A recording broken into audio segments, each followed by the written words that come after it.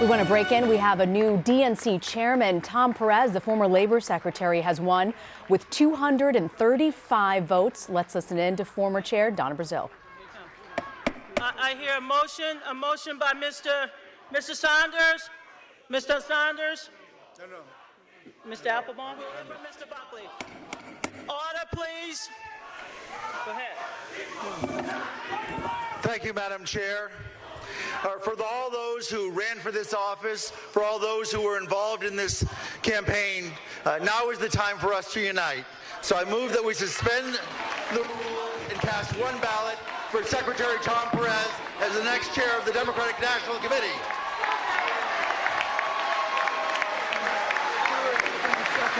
Is there a second? Mr. Applebaum?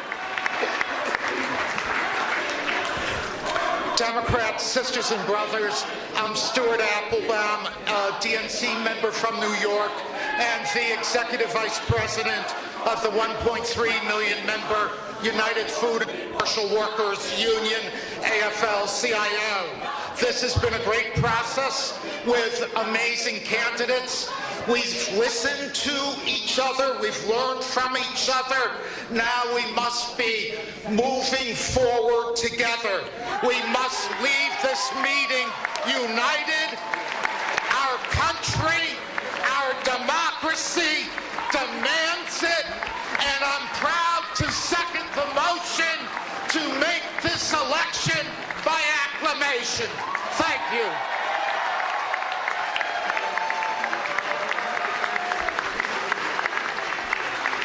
Moved and seconded by acclamation. All in favor, say aye.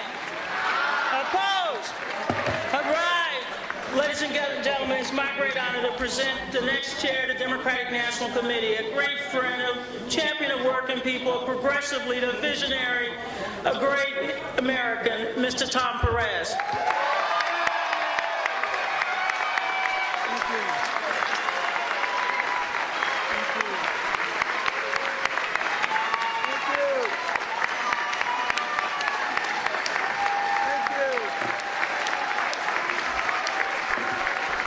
So much. Thank you so much. You know, folks, I would like to begin by making a motion. It's a motion that I have discussed with a good friend, and his name is Keith Ellison. And the motion I would like to make to the body is a motion suspending the rules, if I may, to appoint Keith Ellison Deputy Chair of the Democratic National Committee.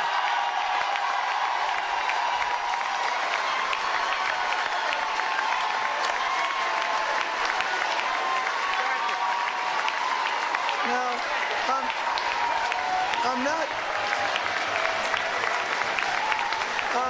I'm not sure.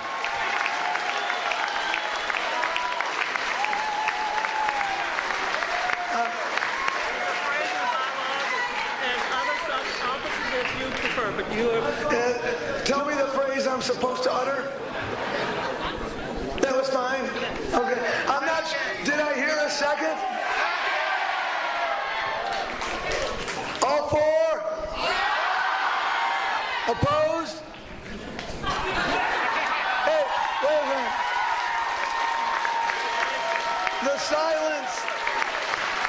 The silence is deafening. The motion passes. Congressman, the floor is yours.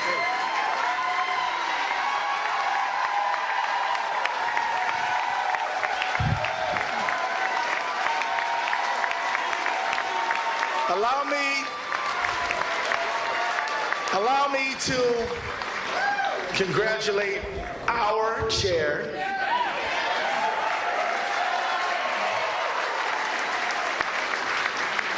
on successfully passing his first motion.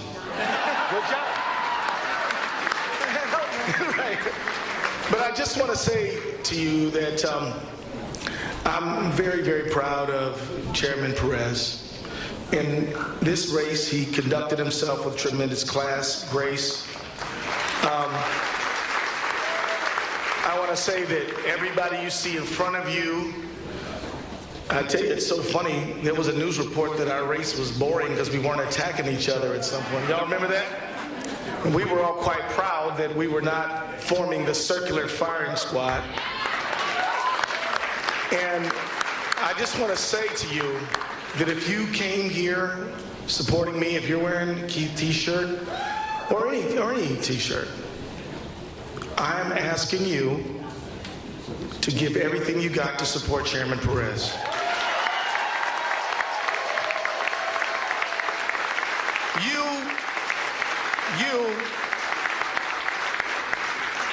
You love this country. You love all the people in it. You care about each and every one of them, urban, rural, suburban, all colors, all cultures, all faiths, everybody. And they are in need of your help.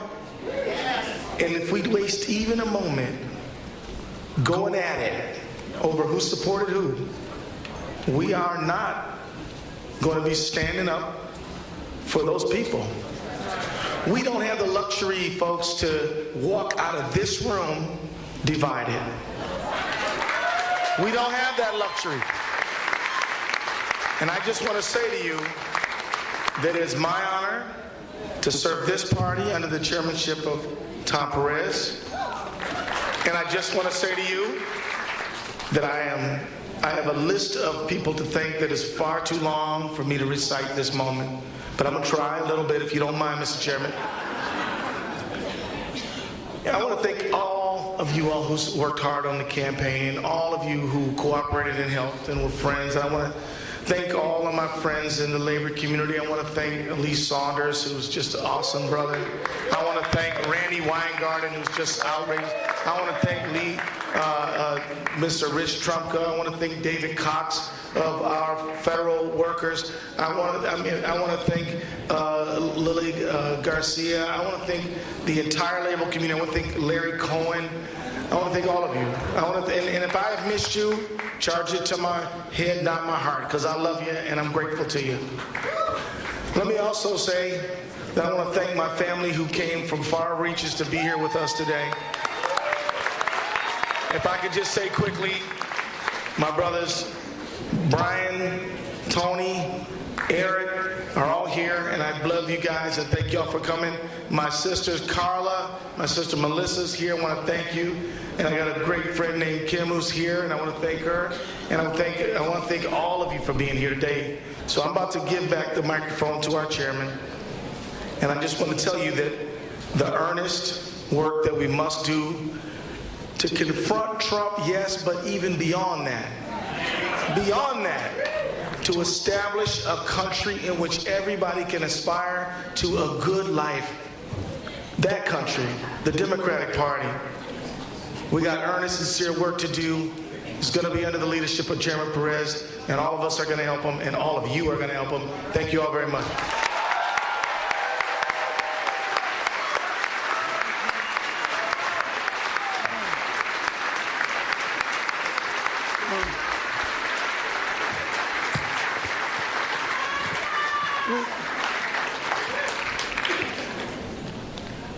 We have been joined by three members of Congress, stalwarts from the House of Representatives, fighters, Barbara Lee, Maxine Waters, Greg Meeks.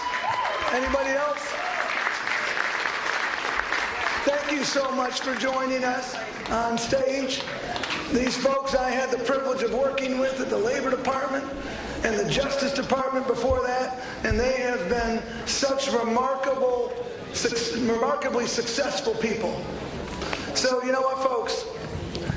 I'd like to have you give one more round of applause for an incredible group of folks, and that is the other candidates on this stage. Because you know what, folks?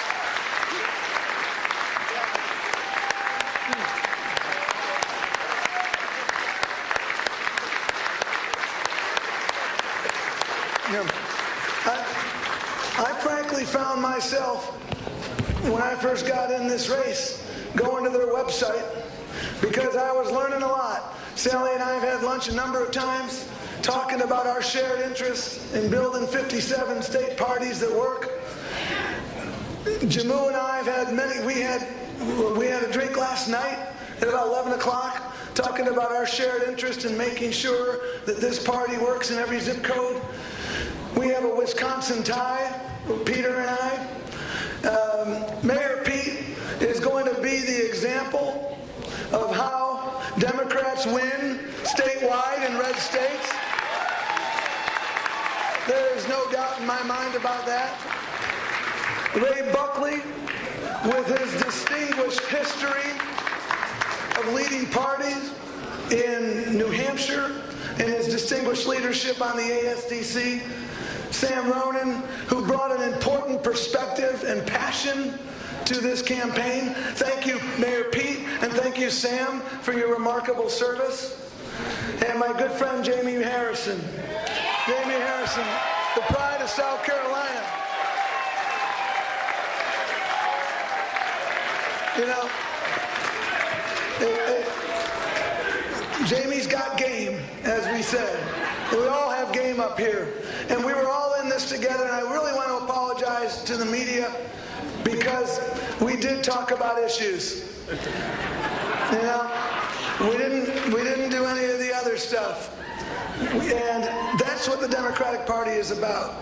And people kept wondering, I can't help but be a little amused when Keith and I had dinner one night and folks were snapping photos. Because, you know, Keith, the congressional district that I visited the most when I was the Labor Secretary was Keith's district. Why? Because of our shared values. Because of what we work on together. We work to lift wages together. We work to make sure that collective bargaining remain part of the American fabric, because Keith and I understand that when unions succeed, America succeeds. We understand that when unions succeed, the middle class succeeds. And that's why we spent so much time together.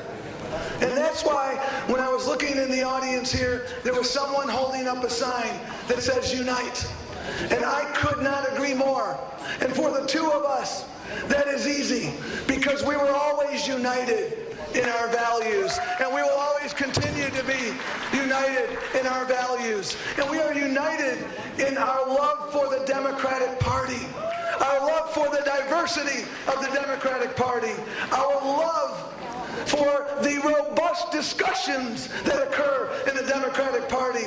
It kind of reminds me of Thanksgiving dinner at my house, when we have the extended family, and we have spirited discussions, and we have viewpoint diversity, and then we all lock hands and celebrate our shared interests. My mother was the second youngest of 9 growing up in Washington Heights. They had viewpoint diversity. There were 3 of them who were Yankees fans. There were 3 of them who were Giants fans. And there were 3 of them who were Dodgers fans. That's real viewpoint diversity for you New Yorkers. And so that's why they could come together, and so we can come together. I need to tell you folks at the outset, I know that I have more questions than answers.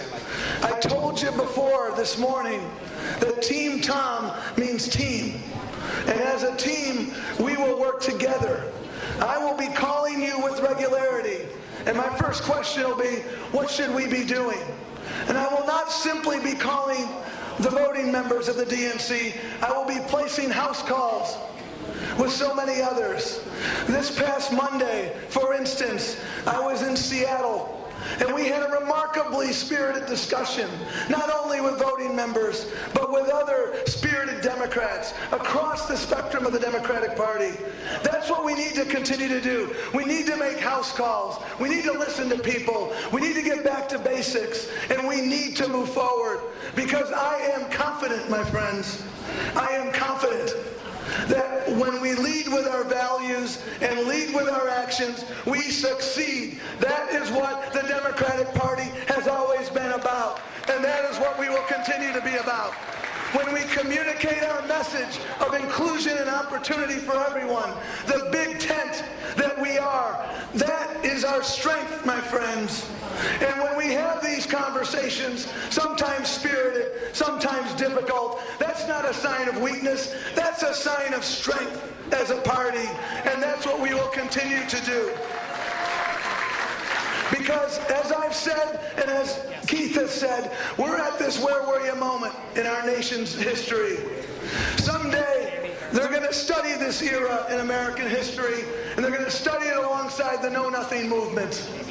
And they're going to ask the question of all of us, where were you in 2017 when we had the worst president in the history of the United States? And we will all be able to say, whether you're sitting here, whether you're sitting outside, or whether you're looking on across America, we will all be able to say the United Democratic Party led the resistance, ensured that this president was a one-term president, and elected Democrats across this country, from the school board to the Senate, to the state treasurers, to the state attorneys general, to state secretaries of state, to senators and governors, to District 6 in Georgia in April, to New Jersey and Virginia in November.